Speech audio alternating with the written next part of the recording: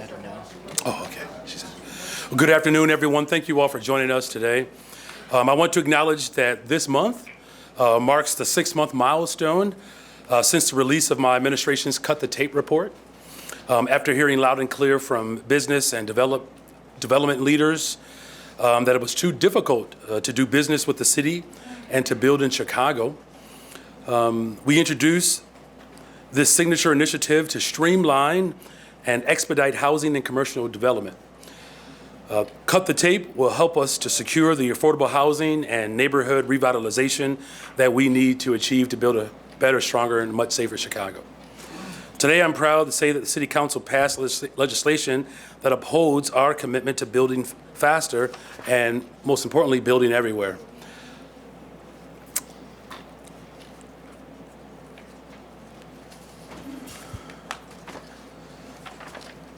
I also want to acknowledge the resolutions that we passed today in City Council, honoring the Latina Heritage Month, Domestic Violence Awareness Prevention Month, and of course, the former Alderwoman Mary Ann Smith.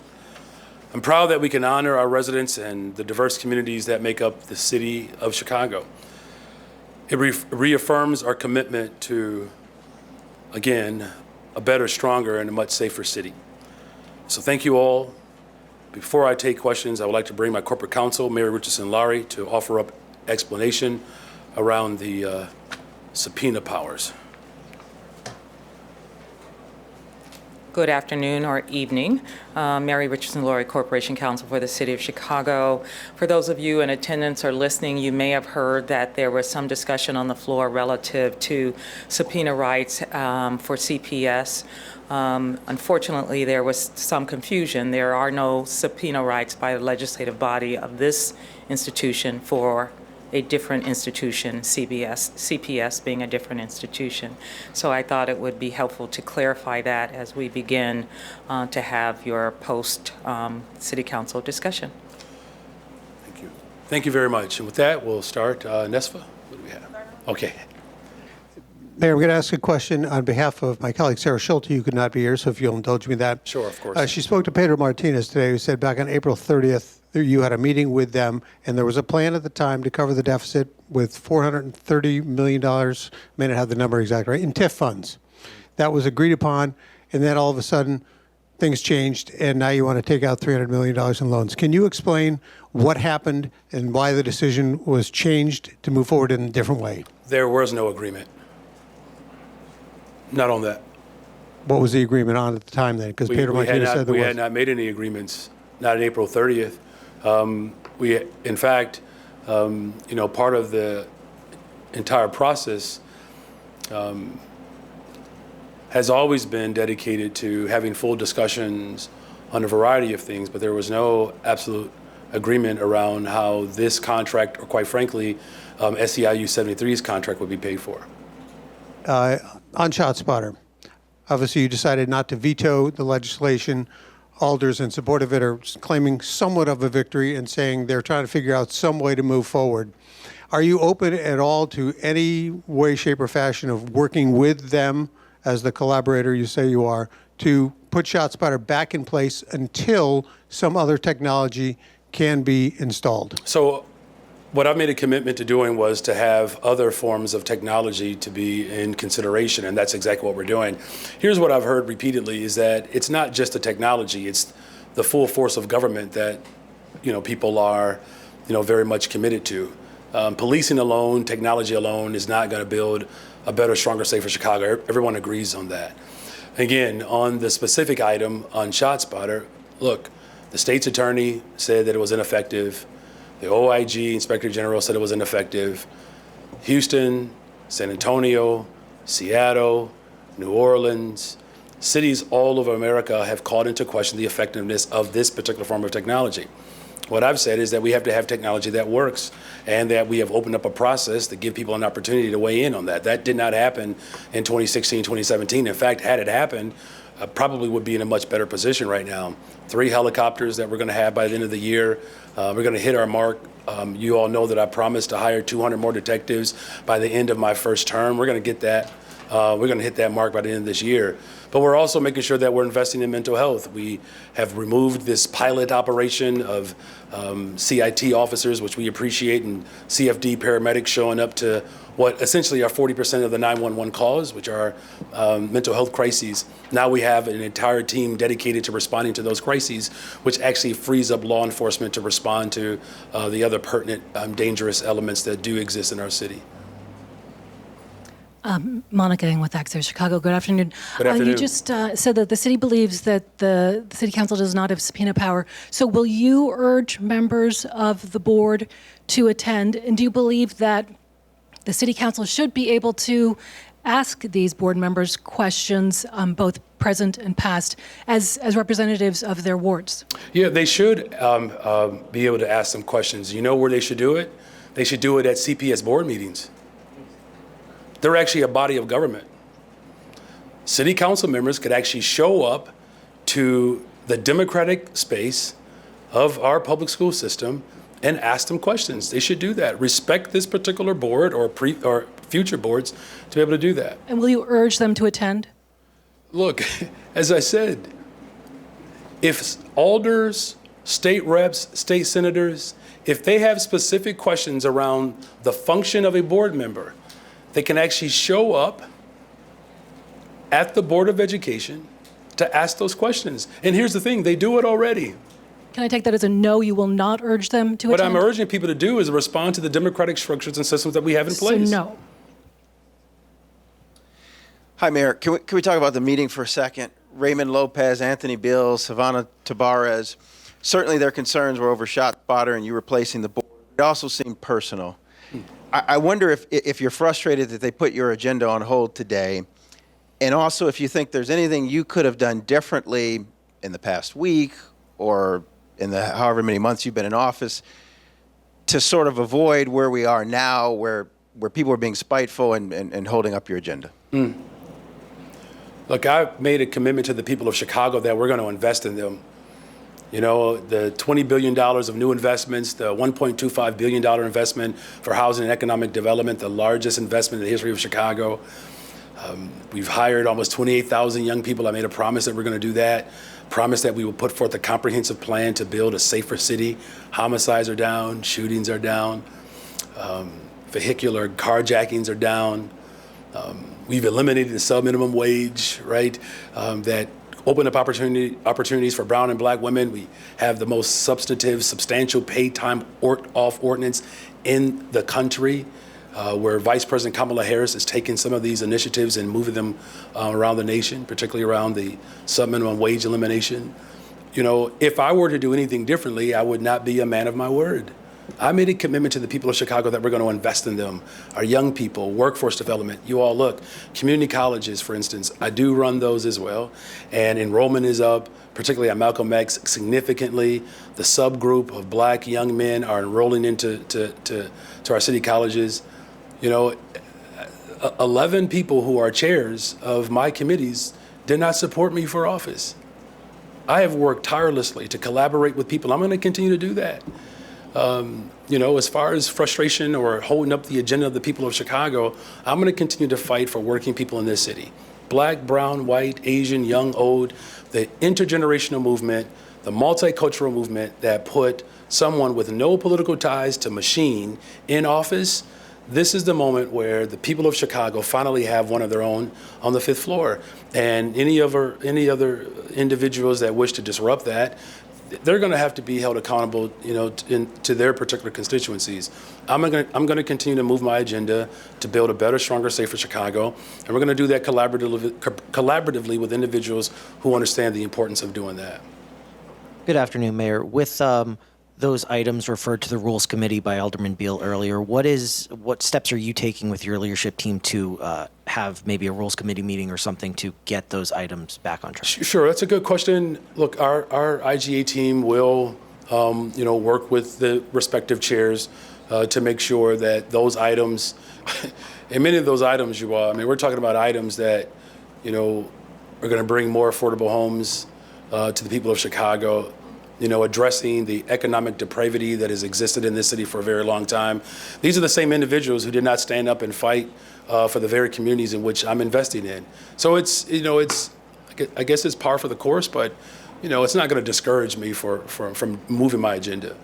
And then to follow up with the $1.5 billion refinancing plan deferred today, do you have a plan to try to get that through before budget season starts? Yeah, we still do. Our chief financial officer is here.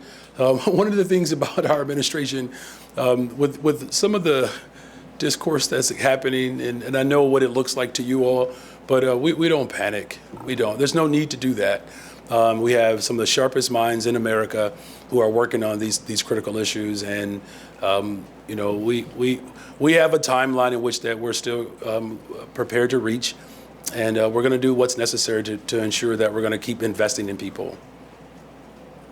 Thank you for taking the question, Mayor Johnson. Of course. My question is about bonds and debt. There's been a lot of discussion about that from the CPS level as well as the city level. Are you concerned at all about what that might have, like an impact on its rating or the outlook for the city or CPS?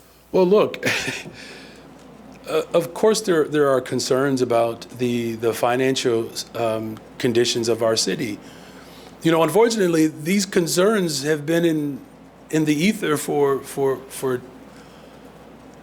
a lot of years now. So it's our responsibility to fix the problems that we inherited. And what I will say, though, is this. I made a commitment to make sure that we're going to invest in our children, and we're going to invest in the classroom. We're going to make sure that there are social workers and counselors, that there are special education services that are available to families. But we're also going to make sure that we're going to continue to grow our youth employment and workforce development. These are things that just cannot wait. And so we're looking at all options to ensure that we present a balanced budget, but a budget that doesn't cut critical services. Closing of schools, you all, is not an option. Firing women is just not an option, and particularly for our public schools. And that has been the vision that people have had in this city for so long, that apparently there are individuals who think that the status quo is acceptable. It's not for me, though.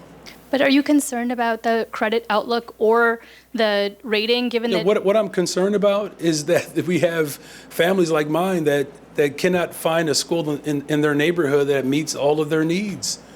I mean, you tell me. You tell me. Is it okay, and not you in particular, but just society as a whole, is it okay that brown and black children continue to lose? Not for me. I'm the first mayor in the history of Chicago to actually send their kids to the public schools. Look, I taught at Jenner Academy in Cabrini Green, you all, and when a school was closed on the other side of Division, it was a nightmare for an entire school year. Crossing gang territory or just territories that have been sort of, characterized by one particular group over the other. From the school closings in 2013, I've expressed this before, you all. There were 1,100 students that we never found, that were all black, by the way. Where schools have been closed, population loss is almost 10% in those various communities. And so part of our redevelopment is to make sure that families don't, have to suffer and get forced out of the city. But also, more importantly, that we want to make sure that every single child has access to a fully funded neighborhood school. That's what I said I was going to fight for, and that's the fight that I'm having. And I will fight anybody.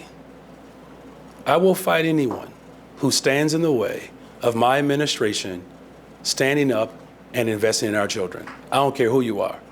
I'm going to take you on. This is for the Corporation Council. The City Council, they've pointed to a state statute that they argue would give them the ability to issue subpoenas. The statute says the corporate authorities may investigate the enforcement of the municipal ordinances, rules, and regulations, and the action, conduct, and efficiency of all officers, agents, and employees of the municipality. Do you believe that the City Council has subpoena authority under that specific provision under state law? Just want to make sure we're clear. Mary Richardson Laurie is her name, okay? All right, thank you. Mary Richardson Laurie. As I noted earlier, they're referencing a state statute. That state statute, to the extent it has application, is within the confines of this governing body, the city government. That's a different agency. They simply don't have subpoena authority relative to said agency. And I'm happy to have a specific conversation with any alderman to ensure they have a better understanding of both the law and what opportunity they do or don't have with respect to that subject. So they would be able to issue subpoenas within the realm of city councilors, city officers, but not CPS It has, board that's a members. different agency. It has its own separate governed body with its own separate rules. They cannot, they are not the legislative body over or the Board of Education or those people who are employed by CPS. And do you know just if the city council has ever issued subpoenas under that provision? I don't know if they've issued it under that provision, but we certainly have historically had an issue with respect to specific set of facts around a city employee. It was a very limited set of facts, but again, it wouldn't have applied in an instance of a separate agency. Thank you, Mary. Hi, Mayor. Thanks for taking Hi, questions. you're welcome, of course. Wanted to ask about your trip to London this week. Is there an itinerary set? Can you tell us who you'll be talking to, what you'll be doing, and who's paying for that trip? Yeah, so World Business Chicago, and we'll get the itinerary to you. Look, the goal is, look, we are an international city. So mayors have all taken international trips around the globe. I'm not the first mayor to do that, okay? And so the goal is to continue to do the work that I've been doing for the last 15, 16, almost 17 months now, is to continue to attract businesses to Chicago. There's a strong relationship between Chicago and London, as there is a strong relationship internationally between, America and England, Great Britain, the United States of America. This relationship is fortified through strong relationships with cities. Look, the NFL obviously is growing its brand internationally as well. During the DNC, we spoke to 3 Chinese companies that we're trying to attract here, 2,500 jobs. So, but we're happy to get you the specific itinerary of the individuals that we'll be speaking with. But it's all centered around economic development and my vision to invest in our young people, workforce development, housing, transportation, the whole giddy up. And who's paying for that trip? World Business Chicago. And just as a follow-up to that, wanted to ask, you talk about international business, but you'll be missing the marathon here, which arguably brings, more world tourists to Chicago than anything else. Thoughts on that? Yeah, look, first of all, runners are awesome. I mean, I'm more of a bike rider, so I'm grateful to all the runners who will attend from all over the globe. And I really wish I could attend every single event. I wish I could. I've been invited to scores of events that unfortunately I'm not able to attend all of them. In fact, we have a full force of government that represents me at a variety of events. In many cases too, though, and not that I'm complaining, I'm not always able to attend all of my children's events either. And that's, something I know that every single parent deals with, but thank God for my wife and my mother-in-law who can represent me when I'm not able to attend a soccer game or report card pickup. But the city of Chicago will be represented by my leadership. And again, I really wish I can attend all the events that I'm invited to. It's just the schedule is that's not possible when you're one mayor, when you're one person. You understand that, right? Okay, thank you. Hey, Mayor, fellow bike rider. That's right. The CTU called for all TIFs to be taken down as soon as possible and on a much faster timeline than you have generally proposed. They say that'll free up $1 billion for the school district. With that in mind, do you stand by your plans to use the LaSalle Street TIF to create new housing here? And what do you think about the CTU's TIF proposal? Well, I haven't seen their proposal, so I will say this. This is, look, the CTU's proposals, as well as other labor groups or businesses who put forth proposals for revenue. Of course, we'll sit down and listen to people and, talk through the ramifications of them. But what I have been very clear about is that the TIF surplus that belongs to the particular taxing bodies, that I'm still very much committed to ensuring that those surpluses reach our classroom.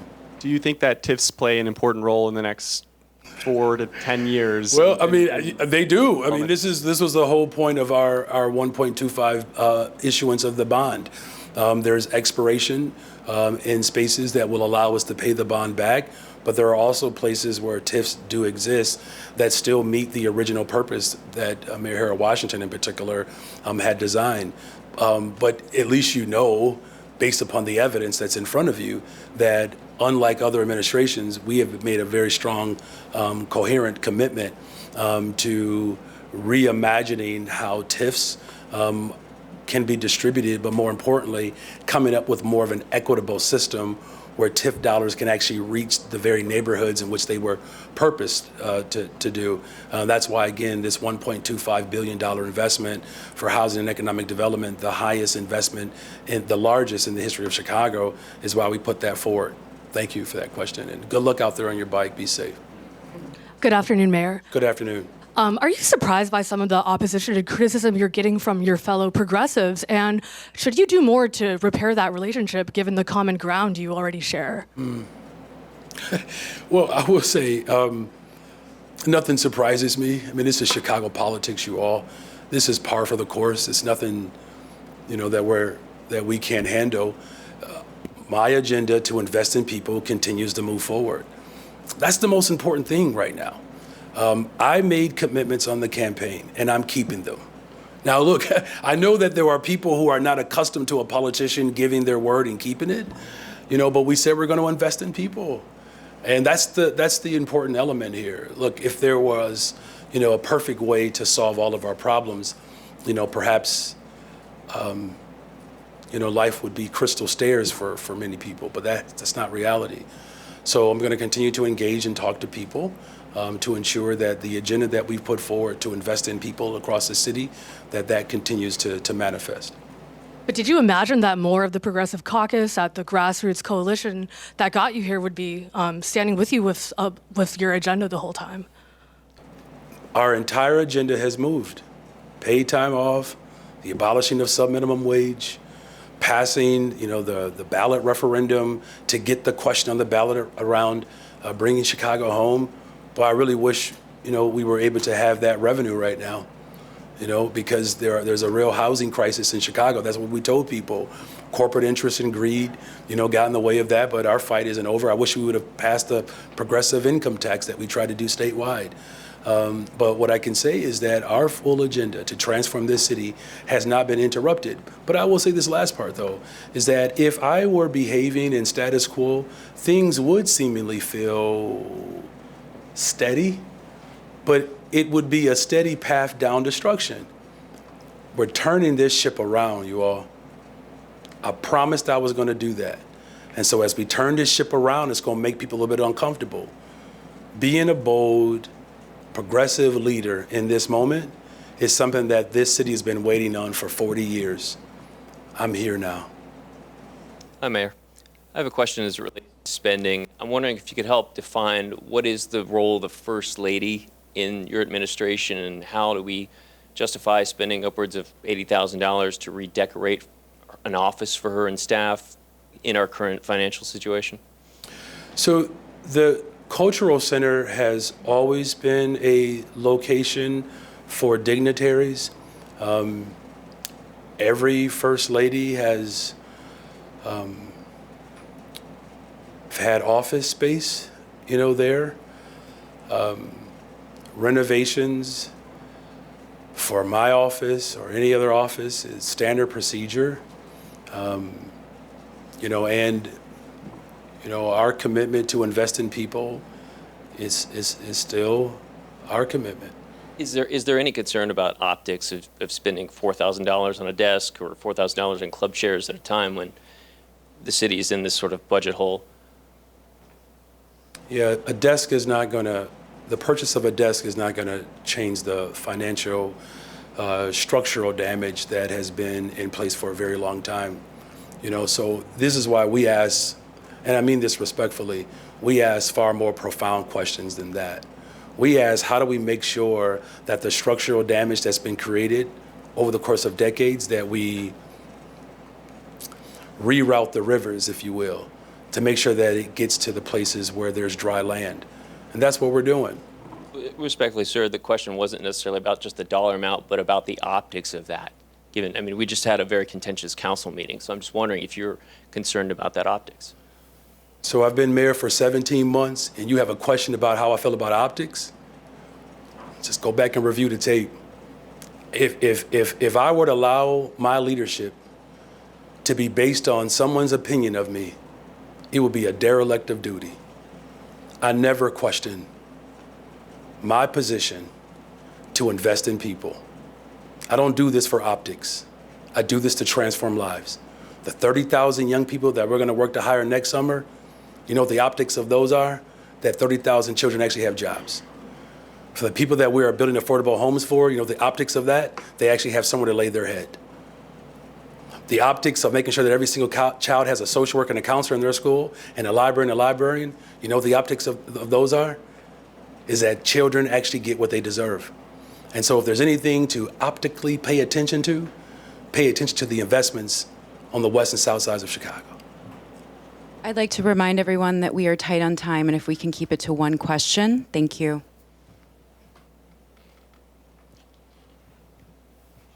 Hi, Mayor. So Alderman Conway is proposing that your administration and the city move the Greyhound bus station, which lease is expiring at the end of the month, I believe, to the migrant landing zone, which would move the station from his ward to Alderman Irvin's ward. Wondering, what do you think of that proposal? Is that something that you and your administration is considering seriously? I'm going to allow my Chief Operations Officer, John Robertson, who's been working on this from the very beginning, to respond to that question. Thank you, Mayor. John Robertson, Chief Operating Officer for the City of Chicago. We have been in conversations over many weeks and many months, doing our due diligence around a number of different options. And so we have been in receipt of Alderman Conway's recommendation, and we will take a look at that as we take a look at all the options that we're considering to ensure that there's going to be intercity bus service here in the city of Chicago. So is it being seriously considered as an option? We're looking at all the options as he just expressed. Thank you. Hi, Mayor. Hey, how you doing? So you and Alderman Villegas got in a little, looked like a heated discussion or just a long discussion.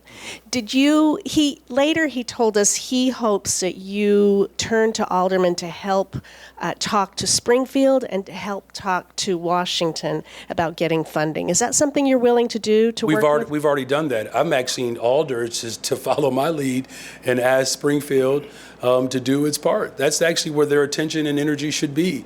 But look, to work more closely with them because they feel we like... do work closely together. I mean, look, some of these individuals have been Alders longer than I've been a politician. You know, so if they're waiting for me to get in office to fight for their communities, I don't want to sound judgmental. All I'm saying is that if there's any mayor that has credibility on fighting for funding for our schools in Springfield, it's this one.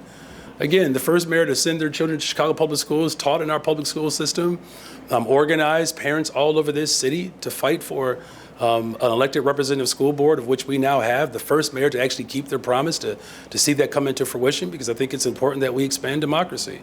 And so whether it's alders, state reps, state senators, all of us have to work together collectively to get our fair share from Washington, D.C. This election cycle is very critical to that.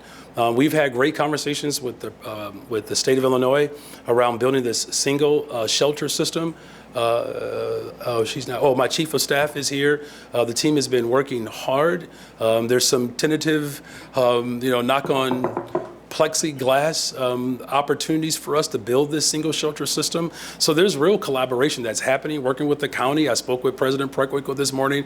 We're putting our heads together for the entire region, spoken to South suburban mayors, Western suburban mayors around how our region can benefit from more resources from Springfield. So this is not a new fight, right? There are some people who have been lagging along, and we just have to, help encourage them to utilize their voices to speak to their state reps, their state senators, because they do anyways, right? These alders speak to them about a number of things that they want to see in their respective wards. So it's not an unfamiliar relationship, and particularly, the alder that you just spoke of, he worked in Springfield. I mean, he knows that actually system quite well, and we rely upon his institutional knowledge to think critically around how we can have strategic intervention to ensure that our city receives its just due.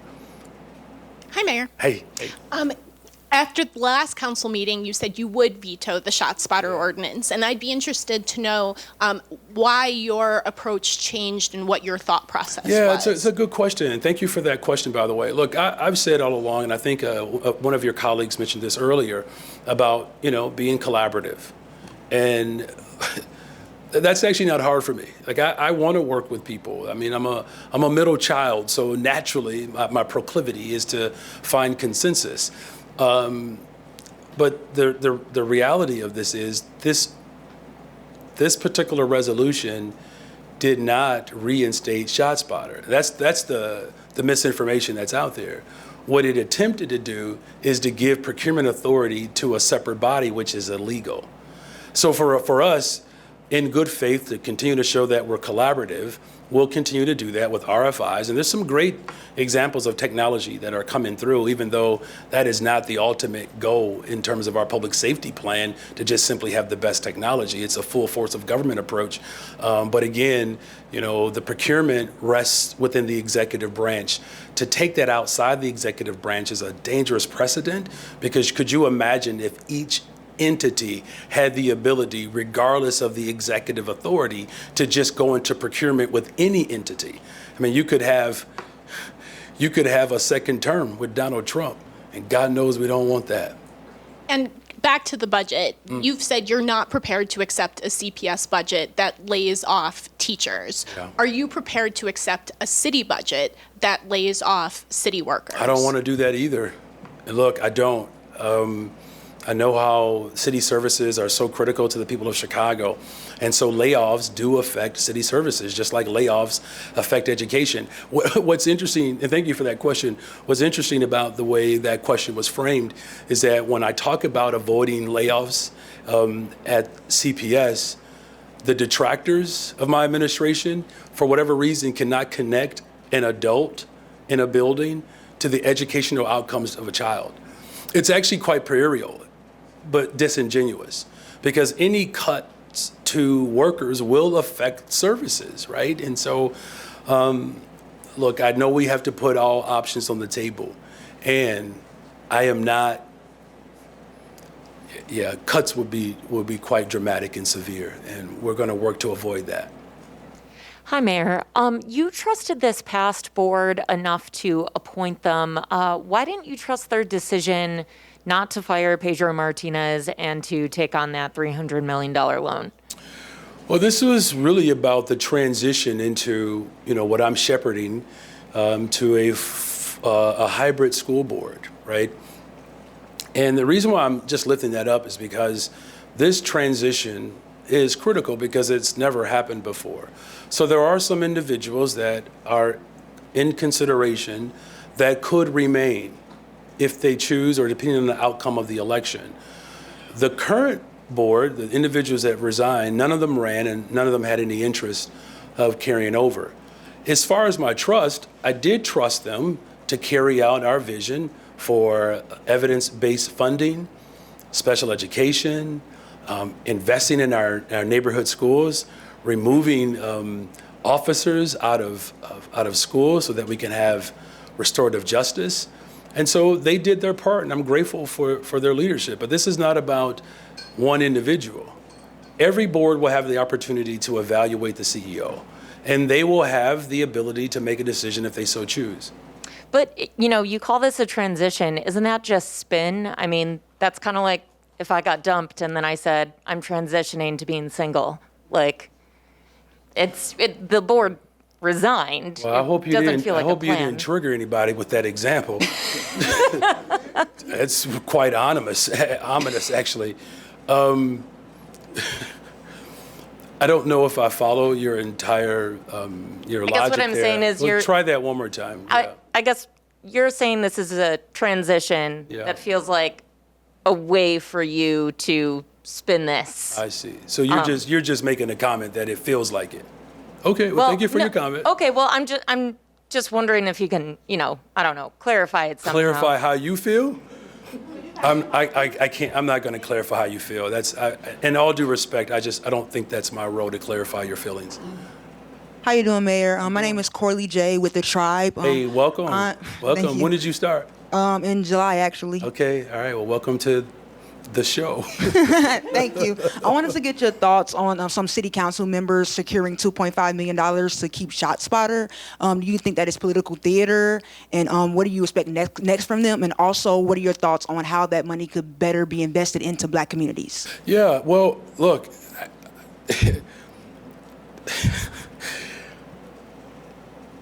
Do we know what's so disappointing about, this effort to raise money for technology that has proven all over the country that it doesn't work?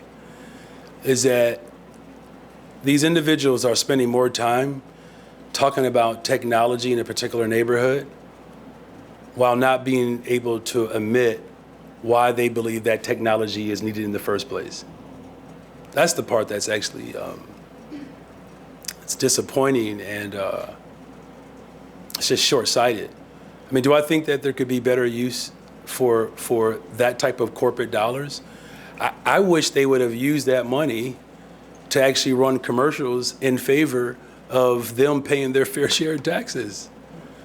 They're going to raise $2.5 million for a single item that has proven its ineffectiveness, but work against $100 million that could have addressed housing and homelessness in this city. Do you understand how disingenuous and how unthoughtful that is, particularly when it comes to the very neighborhoods that they say they're advocating for? So yes, I believe there could be a better use of dollars in Black communities that have suffered disinvestment for ages. These are the same individuals that are blocking me from investing in their public schools. So I don't take these individuals seriously. I just don't. If I dare to be so vulnerable, I'll be very honest with you all. It actually hurts. It does. We've lost so much in this city. And there are people who are preying on the fears of families who've only asked for investment. My safety does not come down to a microphone on top of a pole. I gotta believe that these individuals believe that their lives are worth more than that. I think we should be having more substantive conversations around the Peace Book. Community violence intervention workers. Here's one for you. Jobs. There's a reason why Black boys, Black young men in particular, are the largest subgroup of those enrolling in our community colleges, because I've made that directive. $20 billion of new investments conservatively. I want those young brothers to have the training that they're gonna need to build on the west side with the 1901 project, to build on the southeast side with quantum computing. So yes, didn't mean to get long-winded and to get too off there, but yes, I believe that there are better ways in which we can calculate our investments. Good afternoon, Mr. Mayor. Good afternoon. In February, when my colleague asked you if you were considering any other gunshot detection vendors to replace ShotSpotter, you replied no.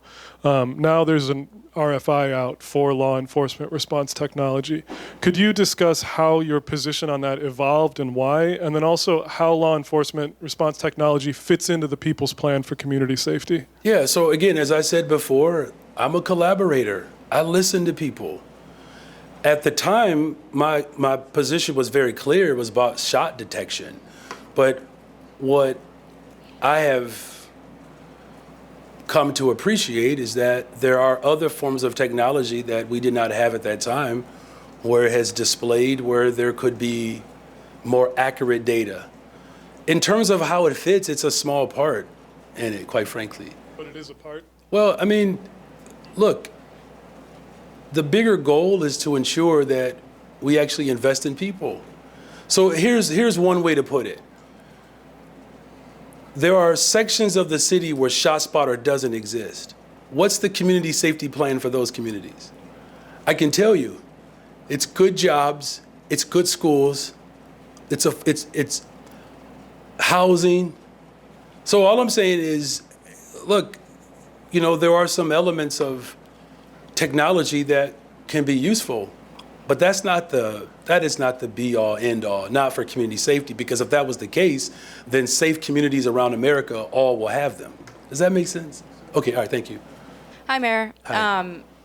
Just on the CTU TIF proposal again, would you consider using the upcoming expiring TIFs for CPS funding instead of what you have intended to use them for, which is for the $1.25 billion bond deal for housing and I have to economic look at development? I have to look at that proposal, you all. Just if you could just be patient with me, it just came out today. Y'all saw what I was doing for the last 6 hours. Give me a chance to read it, okay?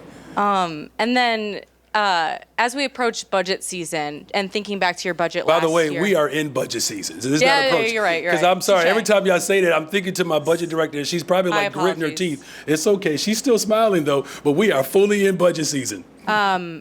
When last year you reinstated the Department of Environment, allocating the $1.8 million, but that department still appears to lack, regulatory teeth. Is there a plan to boost its investigatory arm this budget season or beef up that department this year at all, or is that on the back burner due to the, kind of dire? Well, it's still on the table. Look, I reinstated the Department of the Environment because it's an important, component of my administration, building green homes, but also making sure that we're putting in opportunities for green technology that will ultimately lead to sustainable communities and creating economic opportunities for families as well.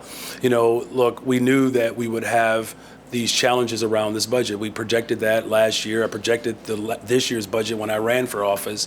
Look, we're going to steady this ship. One thing I can say for sure, that my administration is committed and dedicated to strengthening our city's finances and creating the structural repair to the damage that has been done, unfortunately, because of just malfeasance and, quite frankly, just irresponsibility.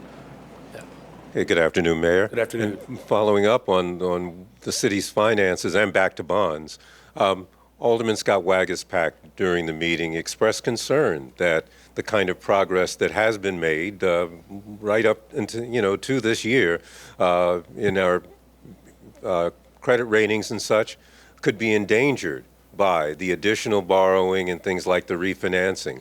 How do you ensure, and how does your team ensure that we might not be turning a corner and going back down the road that brought us to the No, that's a great question. Our CFO, Jill Jarowski. Thank you, Mayor. Jill Jaworski, Chief Financial Officer of the City of Chicago. I'm glad you asked the question. We've been very concerned about a lot of the misinformation that has come out about this bond issue. This bond issue is not adding debt to the city's books. It is a refinancing. Every dollar of bonds we issue is going to pay off other bonds. We are simply taking existing bonds that have 5% and higher coupons and replacing them with bonds that in this market would probably yield somewhere in the 3.5 to 3.8%. So no different than when you refinance your mortgage. If you take a mortgage that, if you unfortunately had to get a mortgage in the last year or so, you'd have a very high interest rate mortgage.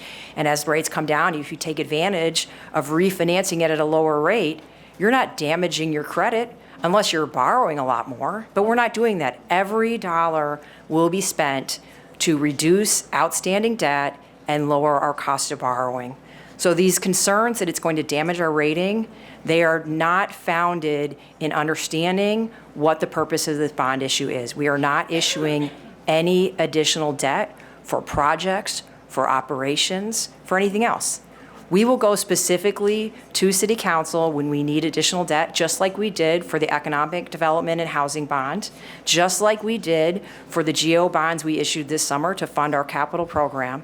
We will go specifically when we need additional borrowing for projects.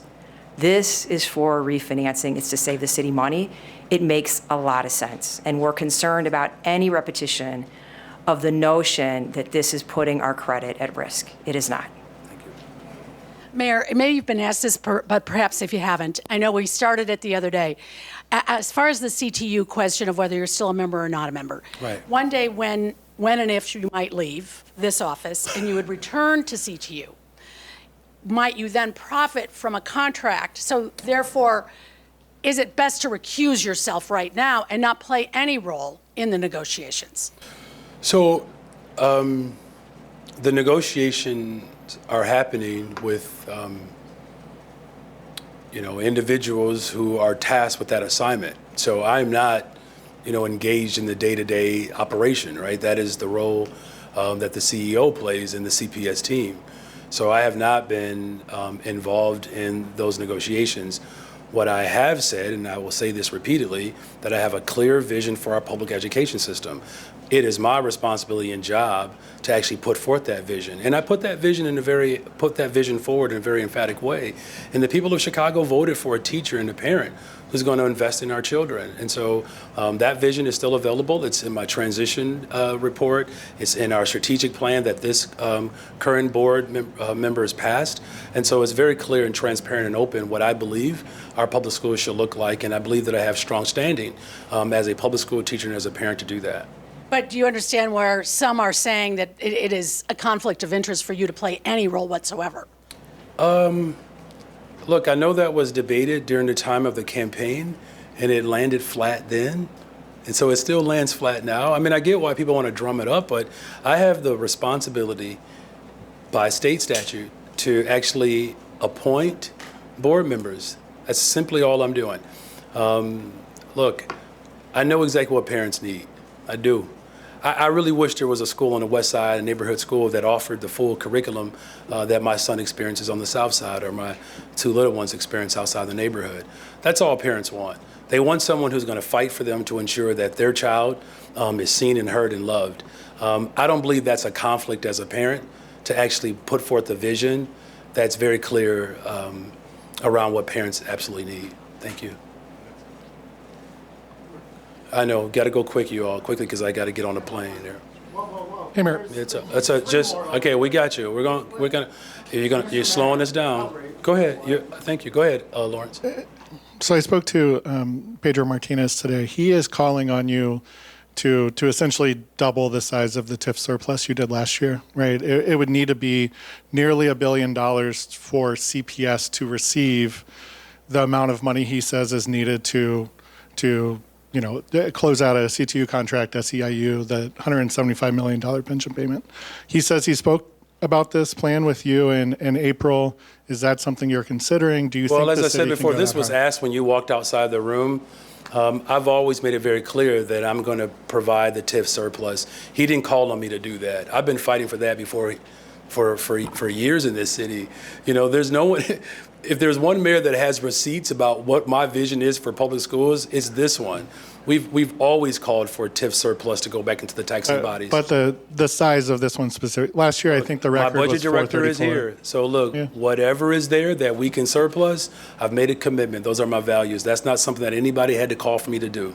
Mr. Mayor, why don't you use the microphone, Mr. Kelly, if that's okay? You got it. And these will be the last two questions, right? Wonderful. Thank you very much. Mr. Mayor, William Kelly, City News. Last time I was here, I asked you why you were prioritizing migrant spending over public safety. You said that you weren't. A handful of hours later, you earmarked another $100 million to a migrant vendor. $100 million, that sounds like real money to me. You doubled down on your opposition to shot spotter, excuse me. Some people are suggesting maybe what we need is body spotter technology. Bodies are piling up in alleys, on sidewalks. People are afraid to call 911 to pick up, to have the city come and pick up these bodies, okay? And I'm hearing from real Chicagoans, okay, black and brown. They're asking me to ask you, can they trust you? Can they believe your word? Are you lying to them? There are some Chicagoans who are literally comparing you to Lightfoot. Many are saying that you're worse than Lightfoot, that you're an even worse mayor than Lori Lightfoot, if you can imagine this. When I used to ask Lori Lightfoot you asked your question. Okay, your well, question here's my was, question. No, you already asked the question. You said, can people trust me? Here's my real question. Okay, all right, so you're going to have a real question this time. So Lori Lightfoot, when I used to ask her about shootings, right, towards the end of her administration, she would say to me that the only reason anyone was asking her that question was because she was a black lesbian. Remember? Now, you're not even 2 years into your administration, and whenever anyone asks you, difficult questions, you give essentially the Lori Lightfoot black lesbian answer. That somehow people are questioning you because you're black. You got to get to your question, man. Well, just ask your question. You've got 2 more years. Do you have a better answer than you're a black man? Okay. Well, I'm not a black lesbian, so I have never said that before. Look, the people of Chicago trusted me and they voted for me.